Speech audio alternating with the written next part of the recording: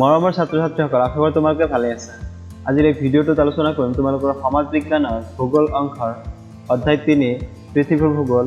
ইয়াৰ কিছু important question যিবিলাক আগন্তুক মেট্ৰিক পৰীক্ষাত আহিব পাৰে। সো দেৰি নকৰি বলা ভিডিঅ'টো আৰম্ভ কৰোঁ। তোমালোকৰ প্ৰথম কুৱেশ্যন হৈছে ফকলেণ্ড দ্বীপটো কোন মহাসাগৰত অৱস্থিত? ইয়াৰ উত্তৰ তোমালোকৰ চাৰিটা দিয়া আছে: আটলান্টিক মহাসাগৰ, উত্তৰ মহাসাগৰ, প্ৰশান্ত মহাসাগৰ, ভাৰত মহাসাগৰ। তো ইয়াৰ শুদ্ধ উত্তৰটো তোমালোকে ওলাব লাগে। তো ইয়াৰ শুদ্ধ উত্তৰ হৈছে আটলান্টিক মহাসাগৰ। তাৰ পিছৰ কুৱেশ্যন হৈছে এছিয়া আৰু আফ্ৰিকা মহাদেশক কোনখন সাগৰে পৃথক কৰিছে? ইয়াতে চোৱা অপশ্যন আছে চাৰিটা: ভূমধ্য সাগৰ, লোহিত সাগৰ, কেম্পিয়ান সাগৰ আৰু আৰৱ সাগৰ।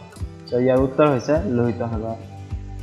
তাৰ পিছৰ কুৱেশ্যন হৈছে এছিয়া আৰু ইউৰোপ মহাদেশক প্ৰাকৃতিকভাৱে কিহক পৃথক কৰিছে?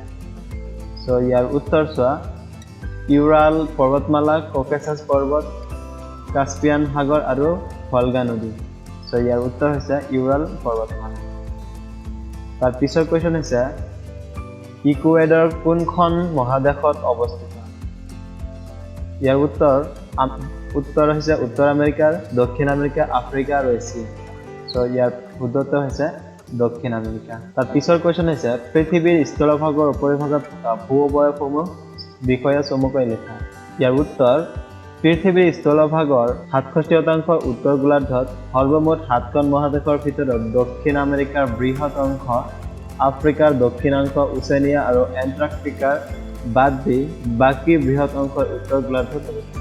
মন কৰিবলগীয়া যে উত্তৰ আমেৰিকা, ইউৰোপ আৰু এছিয়া মহাদেশ সম্পূৰ্ণভাৱে উত্তৰ গোলাৰ্ধৰ অন্তৰ্গত। আনহাতে পুৱা পশ্চিমাকৈ উত্তৰ আমেৰিকা আৰু দক্ষিণ আমেৰিকা পশ্চিম গোলাৰ্ধত আৰু বাকী বেছি অংশই পূব গোলাৰ্ধত অৱস্থিত। যদিও মহাদেশবোৰৰ মাজত আন্তঃৰাষ্ট্ৰীয় সীমা নিৰ্ধাৰণ কৰা হৈছে, তথাপি মহাদেশবোৰৰ মাজৰ সীমা মূলতঃ প্ৰাকৃতিক উপাদান যেনে নদ-নদী, সাগৰ মহাসাগৰ আদিয়ে নিৰ্ধাৰণ কৰিছে।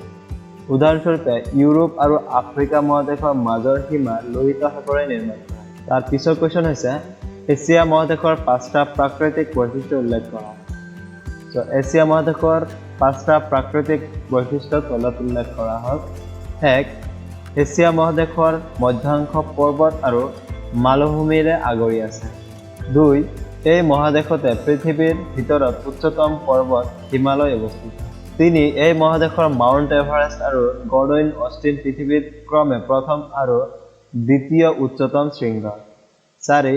পৃথিৱীৰ ভিতৰত উচ্চতম মালভূমি পামিৰ এই মহাদেশতে অৱস্থিত। 5. বলখাজ, বৈকাল, চিল্কা, চম্বৰ, ডাল, পুলিকট আদি হ্ৰদসমূহো এই মহাদেশতে অৱস্থিত। তাৰ পিছৰ কুৱেশ্যন হৈছে ইউৰোপ মহাদেশৰ অন্তৰ্গত তথা ভূমধ্যসাগৰীয় অঞ্চলত অৱস্থিত 3খন দেশৰ নাম লিখা। ইয়াৰ উত্তৰ হৈছে ইউৰোপ মহাদেশৰ অন্তৰ্গত তথা ভূমধ্যসাগৰীয় অঞ্চলত অৱস্থিত 3খন দেশৰ নাম হ'ল বুলগেৰিয়া, ইটালী আৰু গ্ৰীচ। তাৰ পিছৰ কুৱেশ্যন হৈছে পৃথিৱীৰ বৃহত্তম মৰুভূমি কোনখন আৰু ই ক'ত অৱস্থিত? ইয়াৰ উত্তৰ হৈছে পৃথিৱীৰ বৃহত্তম মৰুভূমি হৈছে ছাহাৰা মৰুভূমি। এই মৰুভূমি আফ্ৰিকা মহাদেশত অৱস্থিত। তাৰ পিছৰ কুৱেশ্যন হৈছে পৃথিৱীত সৰ্বমুঠ কিমানখন দেশ আছে? মাটিকালিৰ ভিত্তিত পৃথিৱীৰ বৃহত্তম আৰু ক্ষুদ্ৰতম দেশ দুখনৰ নাম লিখা। ইয়াৰ উত্তৰ পৃথিৱীৰ সৰ্বমুঠ 197খন দেশ আছে। মাটিকালিৰ ভিত্তিত পৃথিৱীৰ বৃহৎ দেশখন হ'ল ৰাছিয়া আৰু ক্ষুদ্ৰতম দেশ হ'ল দেশখনৰ নাম হৈছে ভেটিকান চিটি। তাৰ পিছৰ কুৱেশ্যন হৈছে এছিয়া মহাদেশৰ জলবায়ু বৈচিত্ৰ্যময় কিয়? ইয়াৰ উত্তৰ এছিয়া মহাদেশৰ জলবায়ুৰ ভিন্নতা অধিক হোৱাৰ কাৰণ হ'ল ইয়াৰ বিশালতা, মহাদেশখনৰ অৱস্থান, আকাৰ, উচ্চ পৰ্বতমালা, মালভূমিবোৰৰ অৱস্থিতি, সাগৰৰ প্ৰভাৱ, মৌচুমী বতাহৰ লগতে অন্যান্য বতাহৰ প্ৰভাৱৰ ফলত এছিয়া মহাদেশত জলবায়ুৰ ভিন্নতা বিদ্যমান। এছিয়া মহাদেশত মূলতঃ উত্তৰ গোলাৰ্ধত অৱস্থিত। ই উত্তৰে 78 ডিগ্ৰী উত্তৰ অক্ষাংশৰ পৰা দক্ষিণে 1 ডিগ্ৰী উত্তৰ অক্ষাংশলৈ আৰু পশ্চিমে 25 ডিগ্ৰী পূব দ্ৰাঘিমাৰ পৰা পূবে 170 ডিগ্ৰী পশ্চিম দ্ৰাঘিমাংশলৈ বিস্তৃত। সেয়ে এই মহাদেশখনে বিষুৱীয় উষ্ণ জলবায়ুৰ পৰা টুন্দ্ৰা অঞ্চলৰ অতিপাত শীতল জলবায়ুলৈকে সকলো প্ৰকাৰৰ জলবায়ুকে চুই গৈছে। তো তো আজিলে এইখিনিয়ে ভিডিঅ'টো যদি ভাল লাগে তেতিয়াহ'লে লাইক কৰি দিবা আৰু এই চেনেলত যদি নতুন হৈ থাকা তেতিয়াহ'লে চেনেলটো ছাবস্ক্ৰাইব কৰি কাষৰ নটিফিকেশ্যন বেল আইকনটো টিপি ৰাখিবা পৰৱৰ্তী এনেকুৱা ইম্পৰ্টেণ্ট কুৱেশ্যন আনচাৰৰ ভিডিঅ'সমূহ পাবলৈ ধন্যবাদ।